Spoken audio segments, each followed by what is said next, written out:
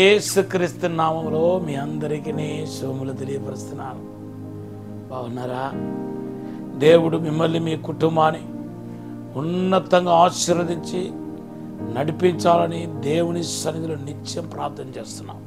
ఈ వాక్యం వింటున్న వారిలో ఎవరైతే బలహీన ఉన్నారో వారిని దేవుడు అద్భుతంగా స్వస్థపరచబోతున్నారు. ఆత్మీయంగా భూ సంబంధంగా దెబ్బతిన్నవాడు, జీవితంలో నష్టపోయిన వాడు, ఎవరికి చెప్పుకోలేని నష్టపోయినవాడు, నేను ఇంకా కోలుకోలే, నా పని అయిపోయిందని అనుకున్న వాళ్ళు ఎవరైతే ఉన్నారో మీలో వారికి దేవుడు అసాధారణమైన అద్భుతమైన కార్యాన్ని ప్రభు జరిగించబోతున్నాడు. ఆదికాండం 1వ అధ్యాయం, 2వ అధ్యాయం, 3వ అధ్యాయం గురించి ధ్యానం చేసుకుంటూ వస్తున్నాం. ఈరోజు మరొకసారి ఆదికాండం 3వ అధ్యాయం 24వ వచనంలో రాయబడిన ఆ సంఘటన మీకు జ్ఞాపకం చేస్తూ దాని ద్వారా దేవుడు ఏం మాట్లాడాలనుకుంటున్నారో మీకు చెప్పాలనుకుంటున్నాను. ఆదాము దేవునికి ఆజ్ఞను అతిక్రమించిన తర్వాత ఏదోని తోట నుండి బయట పంపివేయబడ్డాడు. ఏదోని తోట నుండి బయట పంపివేయబడిన ఆదాము మరలా లోపలికి రాకుండా, ఎక్కడైతే పడిపోయాడో మరలా అక్కడ పడిపోకుండా, అదే అర్థం. ఎక్కడైతే సమస్తాన్ని పోగొట్టుకున్నాడో మరలా లోపలికి వచ్చి పోగొట్టుకోకుండా ఖడ్గం పట్టుకున్న కెరూబులను దేవుడు నిలబడినట్టుగా మనం చూస్తున్నాం. దేవుని బిడ్డలారా, ఇది ఖచ్చితంగా వారిని పంపివేయటం అనేది సంతోషకరమైన వార్త కానే కాదు. ముఖ్యంగా వారిని పుట్టించిన దేవాది దేవునికి అది సంతోషకరమైన మాట కాదు. పరిశుద్ధాత్మ దేవుడు బాగా దుఃఖపడి వారిని బయటకు పంపివేశారు. దేవుడు వేదనకి కారకుడు ఎవరు చెప్పండి?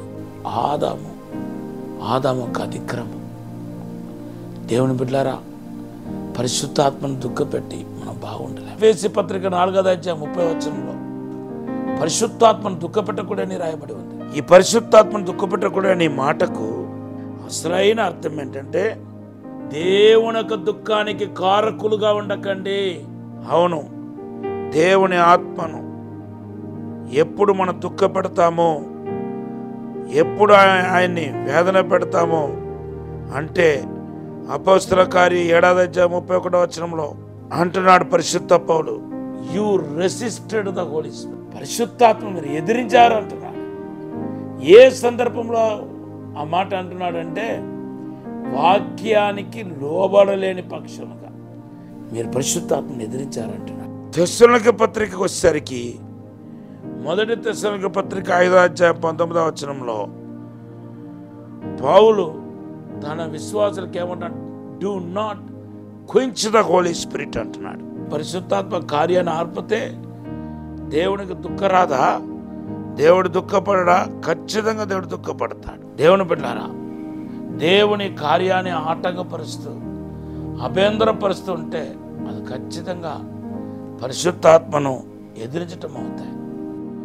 యెషయా గ్రంథం 63:9-10 వస్తే పరిశుద్ధాత్మను బాధ పెట్టకండి అని రాయబడి ఉంది. అంటే దాని మాటకి డోంట్ మేడ్ హిమ్ బిట్టర్ అని అర్థం అంట. Don't made him bitter. ఆయనకి వేదన, చేదు, బాధ కలిగించబాక.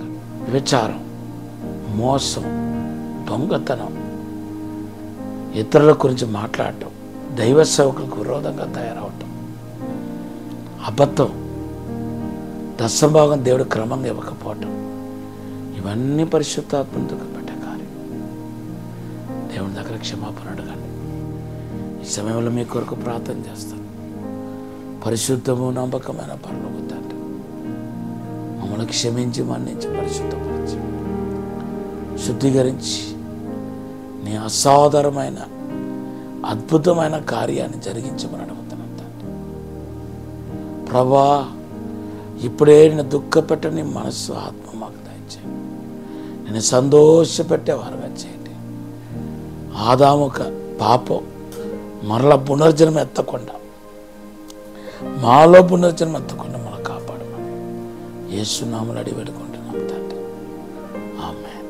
యోహాను సువార్త 16:20 ఈరోజు దేవుడు మీకు ఇచ్చిన వాగ్దానం. God bless you.